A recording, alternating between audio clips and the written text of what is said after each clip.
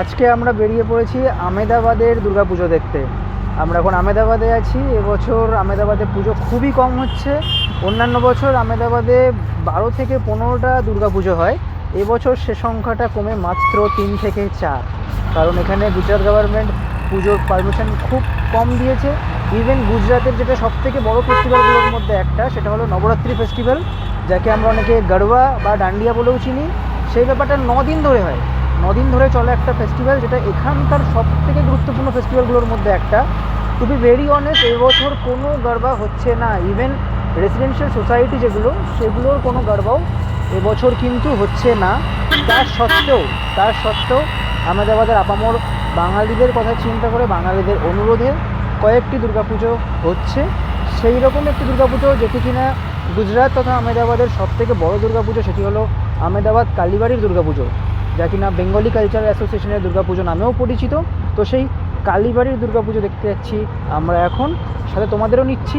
চলো দেখে আসি আহমেদাবাদের দুর্গাপুজো। আমাদের সাথে থাকো, যতটা সম্ভব ঘুরে দেখানোর চেষ্টা করব।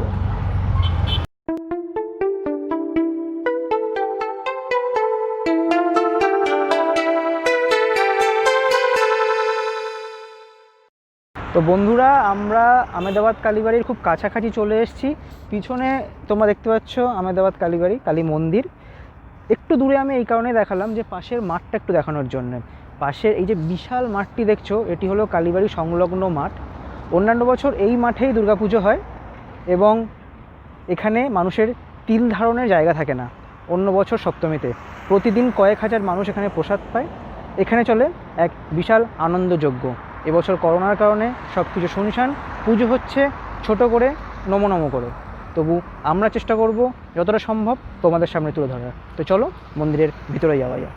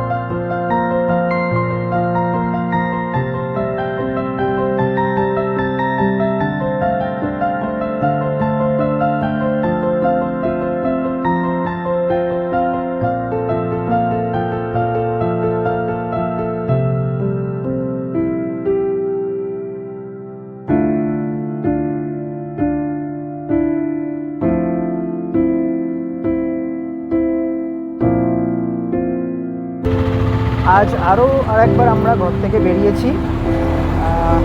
আজ আমরা যাচ্ছি একটা দুর্গাপুজো দেখতে। বিশেষত্ব এটাই, যেটা বাড়ির পুজো, এটা কোনো বারোয়ারি পুজো নয়। আহমেদাবাদের মতো জায়গায়, বাংলা থেকে এতটা দূরে একটা বাড়ির পুজো হয়। আহমেদাবাদ বস্ত্রাপুরের চ্যাটার্জি বাড়ির পুজো। তো অন্যবার অনেক বড়ো আকারেই হয় পুজোটা, অনেক লোক সমাগম ঘটে, অনেককে আমন্ত্রণ জানানো হয়। এবছর করোনার কারণে প্রচুর রেস্ট্রিকশান আছে। তা সত্ত্বেও আমরা চেষ্টা করেছি সেখানে উপস্থিত হওয়ার, সেখানে হাজির হওয়ার, সেখানকার পুজো দেখার, তাদের বাড়ির মায়ের আশীর্বাদ নেওয়ার এবং সে সবটাই তোমাদের সাথে শেয়ার করার। তো সেই জন্য আজ আমরা চলেছি চ্যাটার্জি বাড়ির উদ্দেশ্যে। চ্যাটার্জি বাড়ির এবছরের পুজো দেখব, মায়ের আশীর্বাদ নেব, সবটা ঘুরে দেখাবো তোমাদের।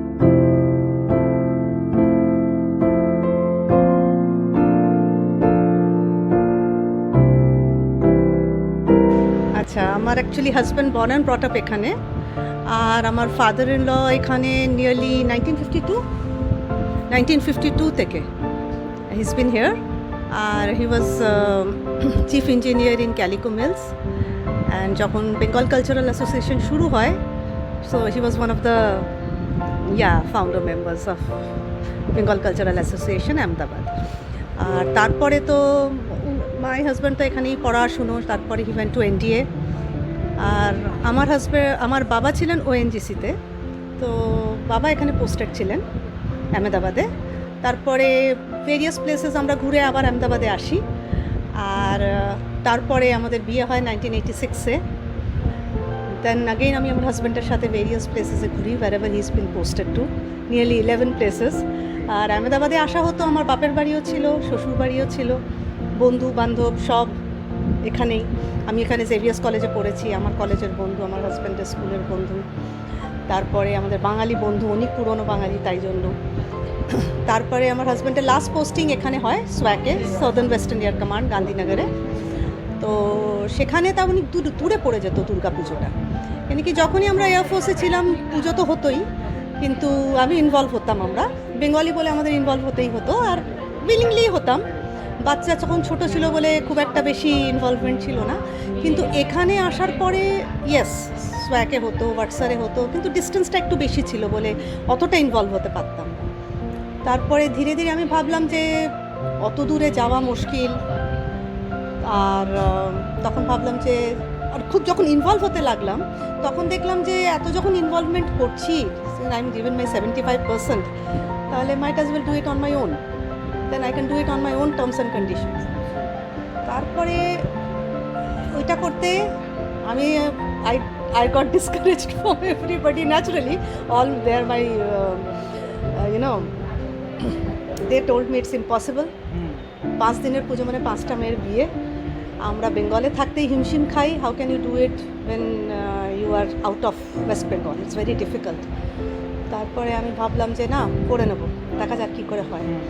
তো 2015-এ ফার্স্ট করলাম।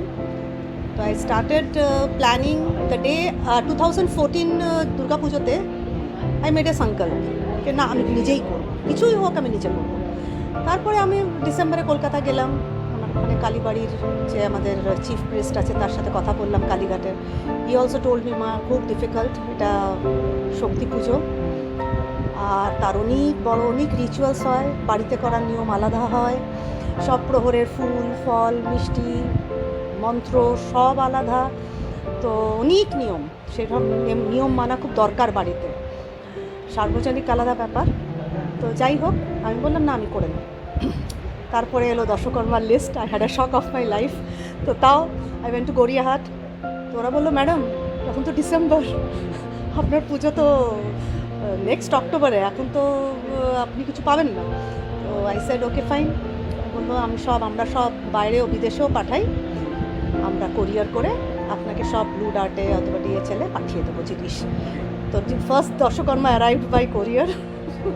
তারপরে ঠাকুরমশাই, somebody gave me contact of Sham, he's coming from Nandigram. তো তাকে আনা, তার সাথে আরেকজন আসতো, করোনা বলে এবছর আসেনি, তো তার অ্যাকোমোডেশন, তাদের পিক আপ ড্রপ, টিকিট, থাকা খাওয়া সব অ্যারেঞ্জমেন্ট। তারপরে মায়ের মূর্তি বানানো, কিন্তু মায়ের মূর্তি বানানো এখানে 1-2জন কারিগর আসতেন, they use to make idol for airport puja, ONGC puja, আর সাবরমতীর রেলওয়ের পুজো। তো তার সাথে আমারটা একটা ছোট্টখাট্টো হতো, মানে এরকমই ওদের জন্য, এটা তো খুবই ছোট। তো এবছর সেও আসতে পারেনি, তো আগে ওখানেই হতো পুজোয় 10:30। তো ওখানেই পুজো হতো আমাদের, মানে ওখান থেকে আমরা আইডল অর্ডার করতাম, পুরো আইডল হয়ে তারপরে আসতো। প্রথম বছর আমার সাহস হয়নি যে আমি 10th ফ্লোর পেন্ট হাউসে থাকি, যে মাকে আমি 10th ফ্লোর পেন্ট হাউসে আনবো কী করে। তো আমাদেরই ফ্ল্যাটের নিচে, একদম নিচে একটা কমিউনিটি হল আছে। তো গুজরাতিজ আর awesome people, very religious, very pious, very very cooperative. They told me ma'am we are with you, don't worry, মাকে এখানে রাখো। তো তো মা 3 বছর আমি নিচে করেছি, কেন কি হঠাৎ করে তারপরে ধীরে ধীরে আমার কাছে যখন প্রথম করলাম কিছু নেই, পুজোর বাসন পর্যন্ত আমার কাছে ছিল না। আস্তে আস্তে আস্তে আস্তে সব হতে থাকলো। তারপরে ফ্রেন্ডস, এখানকার বাঙালি বন্ধুরা, গুজরাটি বন্ধুরা সবাই এত হেল্প করলো, এত কোঅপারেট করলো, সাথে সাথে থেকে আস্তে আস্তে আস্তে things started falling in place. আমিও জানতে লাগলাম কী করে হয়, কোথায় হয়। It was a great learning for me as well. তো তারপরে মা 3 বছর হলো, this is the 3rd year that মা ওপরে। আর যখন থেকে উনি ওপরে আসতে লাগলেন, but I started doing is কাঠামোও এখানে, খড়ও এখানে, মাটি কলকাতা থেকে আসতো, গঙ্গা মাটি, সব রকম মাটি আমার সামনে তৈরি হবে পুরো রিচুয়ালের সাথে। কাঠামো পুজো থেকে আরম্ভ করে মাকে কী করে বানানো হচ্ছে, কোন স্টেজে মাকে বানাবার সময় কোন মাটি লাগবে, সব আমি রিচুয়ালস ফলো করে করতে লাগলাম। And I saw the difference, you know, when you follow all the rituals and do the pujo, especially Shakti Pujo, things are absolutely different, and you have witnessed it. So many people have witnessed it, and they can feel it, and whoever comes here, they go back totally blessed. They never go empty-handed. I know that. And so many people their wishes have been granted.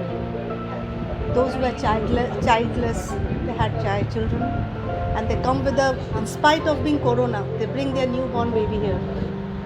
So I think it is just Ma's grace. I don't know why she had chosen me. That's it.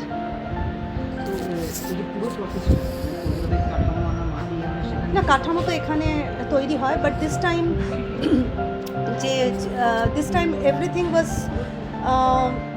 it was a time of March when I'm in full-fledged of preparation, you know. I have to go to Calcutta once in the month of March.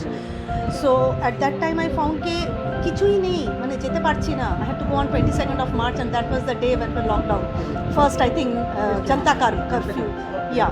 So I couldn't go. আমি তখন জানতামও না the things will be that bad.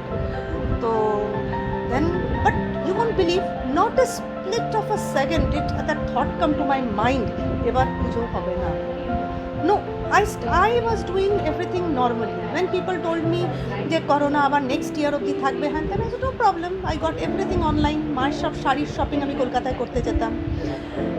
মায়ের সব গয়না রোজ প্রত্যেক বছর এক একটা করে গয়না অ্যাড হয়। কলকাতার অঞ্জলি জুয়েলার্স, সেনকো থেকে আসে। আমি বললাম ঠিক আছে, এখান থেকে হবে। তো সব অনলাইন এলো, সব মায়ের শাড়ি, মায়ের দান সব অনলাইন। তখন ঠাকুরমশাইকে যখন আমি জিজ্ঞেস করছি, উনি তখন জুন মাসে, তখন জুলাই মাসে ফার্স্ট একটা ট্রেন চলে 10 দিন। আমি বললাম তুমি বুক করো। বলে ম্যাডাম তাহলে তো আমি বললাম তুমি পুজো তো হচ্ছে তোমার 21 তারিখে, তুমি 7 তারিখে বুক করো, because you have to be quarantine. উনি বললেন ঠিক আছে। বলছে ম্যাডাম নেক্সট ফেরত যাবার ট্রেন 26 তারিখে, 26 তারিখে তো বিজয়া দশমী, তারপরে নেক্সট ট্রেন 6 তারিখে। আমি বললাম তুমি 6 তারিখে, বলে আমি এতদিন আপনি রাখবেন আমাকে? হ্যাঁ এসব কী আছে, মা যেরকম চান। তো ফার্স্ট বুকিং তখন হলো। তারপরে মায়ের শাড়ি গয়না তো চলো, দিজ আর মাইনর থিংস, সব হয়ে গেল ধীরে ধীরে। আর নেক্সট চ্যালেঞ্জ ওয়াজ দ্য মূর্তি। কোনো পুজো হচ্ছে না, আর ওই কারিগর কী করে আনবে, আমি ওদের আমার বাড়িতে তো রাখতে পারি না। ওরা এয়ারপোর্টে একটা হ্যাঙ্গারে থাকতো। তখন I was cool about it. Suddenly আমি ফেসবুকে একটা ছেলে, ফ্যাবিয়ার বলে একটা ছেলের, ফ্যাবিয়ার সোলাঙ্কি বলে একটা ছেলে দেখি দুর্গা ঠাকুরের ফটো পোস্ট করেছে। সাথে লক্ষ্মী আছে, সরস্বতী ঠাকুরও আছে, গণেশ আছে, আর লিখেছে যে আমি মাড দিয়ে অর্গ্যানিক ওয়েতে আমি এরকমের মূর্তি বানাই, কেউ যদি বানাতে হয় আমাকে কন্ট্যাক্ট করো। তো আমি ওকে কন্ট্যাক্ট করলাম। ছেলেটাকে দেখে তো I was shocked, he was just a 20-year-old বয়। তখন আমি বললাম, বলে আমার মা হচ্ছে বাঙালি আর আমি গুজরাটি, সোলাঙ্কি, মা চ্যাটার্জি, আর আমি ওখানে কী বলে কী পাল জানো, কি একটা নাম আছে ওখানে আমি মার সাথে সাথে যখনই মামা বাড়ি যেতাম আমি ওখানেই ঘুরে বেড়াতাম সবসময়, আমাদের কুমারটুলিতে। হ্যাঁ, আর ওখান থেকে আমি বসে সারাদিন আমি সব টেকনিক্সগুলো শিখেছি। আর একজন নাম বলেছিলেন, নামটা ভুলে যাচ্ছি, ওনার আমি এসে স্টুডিওতে আমি প্রায় শিখেছি। আর উনি showed me few snaps, you know, যে যখন দিল্লির পুজোতে উনি আমাকে নিয়ে যেতেন, আমি বানিয়েছি আর বিশাল বিশাল মূর্তি, but he never made anything on his own. তখন আমাকে বললো, he was very honest about it. আমি বলি ঠিক আছে, no problem, just give it a try. তখন বললো ম্যাডাম মাটি, আমি বললাম আমার মাটি দেবো, ট্রেনে আসবে। তো আমার বস্তা ভরে মাটি এলো ট্রেনে করে। তারপরে ও দশকর্ম সব মায়ের সব সাজ জিনিস বললো আমি সব নিজে বানাবো। অ্যান্ড রাইট ফ্রম দ্য কাঠামো থেকে, খড় লাগানো থেকে, কাঁচা মাটি, পাকা মাটি, সব কিছু the boy did single handedly বাড়িতে। And Ma was great. She decided to be here the one I think 35 days more. That gave us more time and opportunity. আস্তে আস্তে things started falling in place. ট্রেনও চলতে লাগলো বেশি করে, আর যত পুজো এগোতে লাগলো তখন তো রোজ ট্রেন হতে লাগলো। তো ওনারও প্রিপন হয়ে গেল আসাটা, but still he was quarantine for a week. তারপরে আমরা ভাবলাম যে মার প্রসাদ এগুলো আমরা কখনো বাইরে থেকে বানাবো না, সব বাড়িতে যে যা চলবে লোকেদের দেওয়া হবে, সব from homemade, nothing from outside.